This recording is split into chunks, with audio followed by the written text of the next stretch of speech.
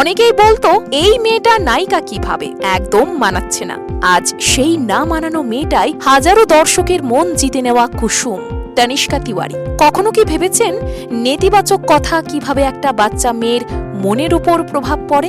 ওরও পড়েছিল, কিন্তু থামেনি। রাতের ঘুম নেই, মাথার উপর চাপ, টানা 14 ঘন্টার শুটিং, আর পরের দিন স্কুল পরীক্ষা। আগে হ্যাঁ, তনিষ্কা সবেমাত্র 10ম শ্রেণীর ছাত্রী। ফেব্রুয়ারিতে মাধ্যমিক। ফেলনা, গাঁটছড়া, বউ চুরি, শ্রীমান পৃথ্বীরাজ ধারাবাহিকের ছোট্ট চরিত্রের পর লিড রোল। স্কুল ব্যাগ কাঁধে আর নাম লেখা হয়ে গেছে বলিউডের বড় পর্দায়। তনিষ্কার ছোটবেলা থেকেই স্বপ্ন সে নায়িকা হবে, আর বাবার স্বপ্ন মেয়ে সেনাবাহিনীতে যোগ দিক। কিন্তু জানেন, বাবা নিজের স্বপ্নের চেয়ে মেয়ের স্বপ্নকে অগ্রাধিকার দিয়েছেন।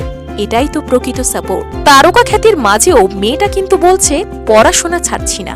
মাধ্যমিকের পর মনোবিজ্ঞান, সমাজবিজ্ঞান, পরবর্তীতে ফিল্ম স্টাডিজ নিয়ে পড়াশোনার ইচ্ছা, সাথে অভিনয়ও থাকবে।